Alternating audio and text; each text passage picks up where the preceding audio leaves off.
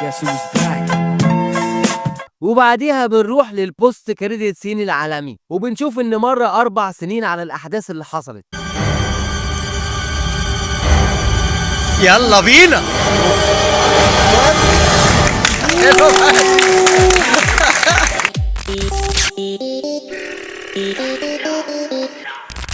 حبيب قلبي عامل ايه؟ اول حاجه لازم تعرفها ان الفانتاستيك فور مش موجودين في كون 616 بتاع الام سي يو، وما لهمش اي علاقه باي حاجه اتقدمت قبل كده. عشان كده اول الفيلم بنعرف ان ده كون 828، وبنروح ساعتها لذا جيربرت شو اللي بيعرفنا ان الفانتاستيك فور من 4 سنين كانوا رواد فضاء عاديين وطلعوا رحله استكشافيه للفضاء، وهم فوق اتعرضوا لاشعاعات كونيه، ومن ساعتها وبقى عندهم الباورز بتاعتهم. وبيستعرض معانا جيلبرت لقطات هيرويك للفريق، زي مثلا انقاذ سو ستورم للناس اللي كانت يافطه 7 اب هتقع عليهم. والمشهد ده بيفكرني بمشهد سبايدر مان اللي قدامك ده غير مشهد جوني هو بيسحب النار اللي مولعه في المباني دي كلها جواه. وبرده المشهد ده شبه اي مشهد لسبايدر مان وهو عامل الشبكه بتاعته، ولقطات بين جريم وهو بيجر سفينه من البحر، ده غير لقطات ريد ريتشاردز اللي بتبقى كلها سبايدر مانيه في نفسها. وبنعرف كمان ان هم دخلوا في فايت مع مول مان وكائن الجايكنتو، وكائن الجايكنتو ده غيروه زي ما قلت لك، وما طلعش زي اللي شفناه في اعلان بيتزا ليتل سيزر. وبنعرف كمان ان هم مسكوا مول مان وسلموه للحكومه، وكمان دخلوا في فايت مع ريد جوست والقرود بتاعته، وريد جوست ده اللي اتشال مشاهده من الفيلم. وكمان بيدخلوا في فايت مع فيلن اسمه مات سينكر، وده مش بيبان شكله في الفيلم.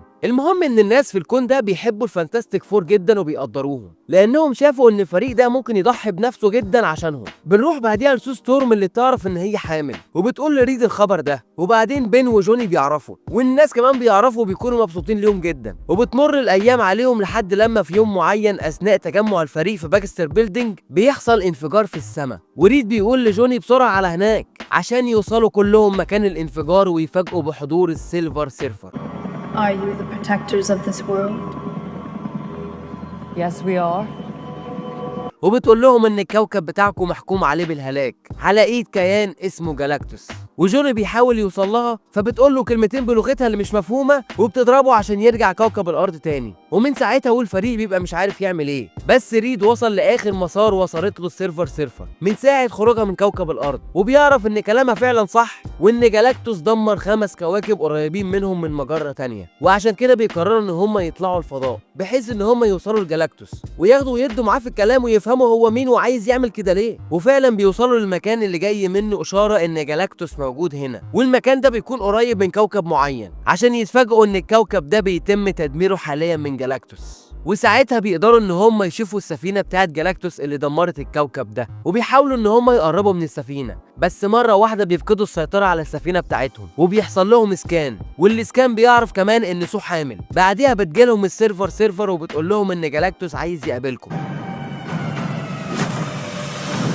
وبيروحوا يقابلوه، وبيقول لهم ان هو ممكن يعفي عن الكوكب بتاعهم قصاد ان هم يسلموه ابن سو اللي لسه في بطنها. وهم بيقولوا له احنا ولا هنسلمك الكوكب ولا هنسلمك ابننا، وبيهربوا منه في السفينه بتاعتهم. وساعتها السيلفر سيرفر بتطلع وراهم، وهنا بيجي دور المشهد اللي اتسرب اللي قلت لك عليه في الفيديو ده، وطلع زي ما قلت لك بالظبط. وبنشوف ان السيلفر سيرفر بتحاول بكل الطرق ان هي توصل لابن سو ده، الكلام ده وهو لسه في بطنها، بس الفريق بيقدر ان هو يعمل مناوره في الفضاء حوالين البلاك هول، وبينجحوا ان هم يدخلوا السيرفر سيرفر فيه ويهربوا منها. وساعتها بتتم ولاده فرانكلين في الفضاء، وبيرجعوا بيه كوكب الارض، وساعتها بيكون في حوار صحفي مستنيهم، والناس بيقولوا لهم ها عملتوا ايه وكسبتوا جالاكتوس ازاي؟ قالوا لهم لا احنا ما كسبناش، جالاكتوس عرض علينا ان هو يعفو عن كوكب الارض قصاد ان احنا نسلمه ابننا. ومن ساعتها والدنيا اتقلبت في العالم كله، والحب اللي كان عند الناس للفانتاستيك فور اتحول لكره، لان الناس بيبقوا عايزينهم يضحوا بابنهم في سبيل الكوكب، وشايفين انهم لو ما عملوش كده فدي تعتبر انانيه منهم. وعشان كده سو بتنزل بابنها فرانكلين، وبتقابل الناس اللي بيبقوا محاوطين الباكستر بيلدينج، وبتحاول تهديهم وتستعطفهم شويه، وبتقول لهم ان احنا هنواجه جالاكتوس كلنا كعيله واحده، وان انا مش هضحي بابني عشان الكوكب ولا هضحي بالكوكب عشان ابني. وحديثها ده بيهدي الراي العام جدا، لحد لما ريد بيوصل لحل عن طريق مشروع صغير كان شغال عليه. والمشروع ده كان عباره عن ان هو يقدر ينقل حاجه معينه من مكان لمكان تاني، وبيبقى عايز يعمل كده في الكوكب كله، وعشان كده الكوكب كله بيتحد مع بعضه، وفي كل بلد بيكون في رافعه من ديزاين ريد ريتشاردز. واول لما كل الرفعات في العالم كله يعملوا كونكت مع بعض،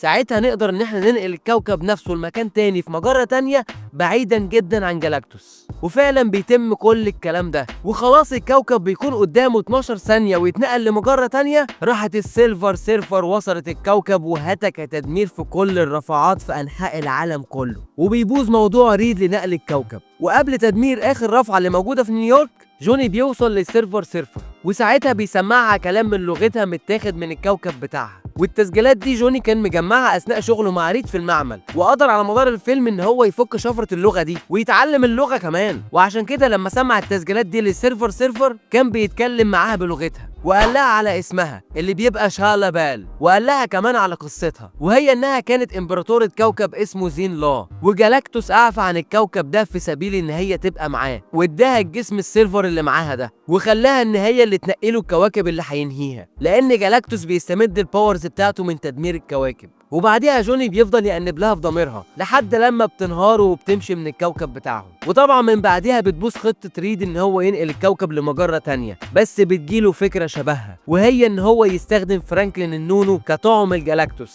عشان يخليه ينزل كوكب الارض بنفسه ويوصل للرفعة الاخيرة اللي بتبقى موجودة في نيويورك، وساعتها يقدروا ان هم ينقلوا جالاكتوس نفسه لحتة تانية بدل ما كانوا هينقلوا الكوكب كله. بس للاسف مكان الرفعة بيكون في التايمز سكوير، فبين بيقول لريد ان عشان جالاكتوس يوصل لهنا هيكون دمر بيوت كتير في طريقه، والبيوت دي فيها ناس كتير مالهمش ذنب ان هم يروحوا في الرجلين، عشان كده بيضطروا ان هم يلجأوا لخدمات مول مان اللي على علم بالانفاق اللي موجوده تحت الارض، لان هو الوحيد اللي يقدر يدخل ناس كتير الانفاق دي. وفعلا بيتم اعلان حاله الطوارئ في البلد، وبيتم نقل الناس للانفاق، وساعتها بنشوف نزول جالاكتوس للكوكب، وبيكون واقف جنب تمثال الحريه، وبيبان ان تمثال الحريه ما يجيش حاجه جنب حجمه، وبيعمل اسكان للمكان وبيعرف فين مكان فرانكلين، وبيحاول ان هو يوصل له. بس ساعتها فريق الفانتاستيك فور بيهاجمه، وطبعا هجومهم ده مش بيأثر فيه تماما، بس المغزى من الهجوم ده هو تشتيت جالاكتوس لحد لما ينقلوا فرانكلين للباكستر بيلدينج ويبدلوه بكار سيت تاني فاضي، وبتفضل الفايت شغاله لحد لما بيخلوا جالاكتوس فعلا يوصل للرفعه، وكان على بعد خطوه ان هو يدخل فيها وريد يشغل ونخلص بقى.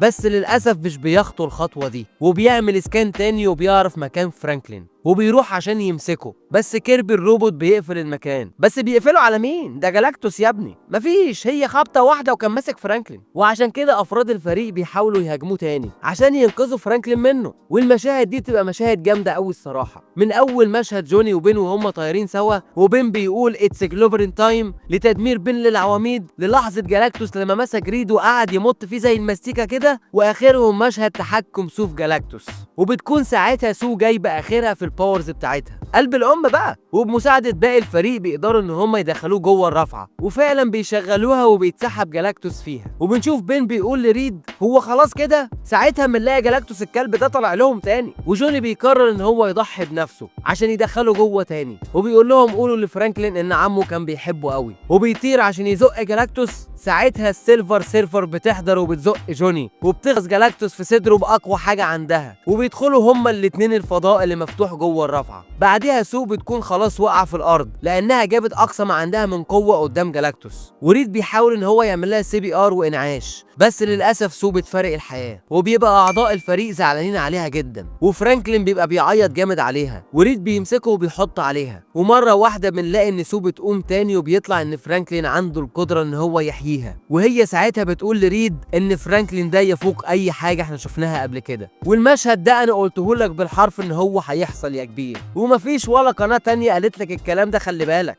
المهم ان بعديها كل الناس بتخرج من تحت الانفاق وبيسقفوا للفانتاستيك فور، وطبعا كالعاده بيكونوا عاملين حوار صحفي للفانتاستيك فور، وبتجيلهم واحده من القناه الفضائيه بتبقى عايزه تلبس فرانكلين سوت مكتوب عليها رقم 5، بس هما مش بيرضوا، وبيكونوا خلاص جاهزين ان هما يطلعوا مسرح، بس بيجيلهم انذار ان في حاجه حصلت، فبتتفتح الستاره وبيبقوا مش موجودين، وبنشوفهم ساعتها رايحين يجروا عشان يشوفوا في ايه، وبيوصلوا للعربيه بتاعتهم وبيركبوا فرانكلين فيها، وبيطيروا كلهم بالعربيه. وبعديها بنروح للبوست كريديت سين العالمي، وبنشوف ان مر 4 سنين على الاحداث اللي حصلت، وبتكون سو قاعده مع فرانكلين وبتقرا له كتاب وبتقوم عشان تجيب له كتاب تاني عشان هو زهق. وهي راجعه لفرانك بتحس ان في حاجه غريبه وبتاخد وضع الاستعداد ان هي تهاجم. ومره واحده بنشوف وجود دكتور دوم قاعد مع فرانكلين وبيكون ماسك الماسك بتاعه في ايده زي ما انت شايف كده، ومش بيبان اذا كان ده روبرت داوني جونيور ولا لا. وبيخلص فيلمنا على كده يا حبي. وما تنساش برضو اني كنت قايل لك ان البوست كريدت سين هيبقى كده بالظبط، وبيكون في بوست كريدت سين تاني كرتوني ملهوش اي 30 لازمه. واكيد فيلم زي ده محتاج ان احنا نتكلم عنه اكتر مش نلخصه بس. فكيبي طب معايا كده عشان عندي كلام كتير قوي عايز اقوله لك، واشوفك الفيديو الجاي يا ريس. وبس كده عزيزي المستمع، اتمنى تكون فدتك وسلتك شويه. ما تنساش قبل ما تمشي بتقول رايك في الحلقه في الكومنتس وتعمل فولو على حسب انت سامعني منين. ولو انت على اليوتيوب ما تنساش تعمل سبسكرايب وتفعل جرس التنبيهات عشان يجيلك كل جديد، ولايك كلمتين عشان فعلا بيساعد. كان معاك وليد حسوبه من حسوبه توكس. سلام.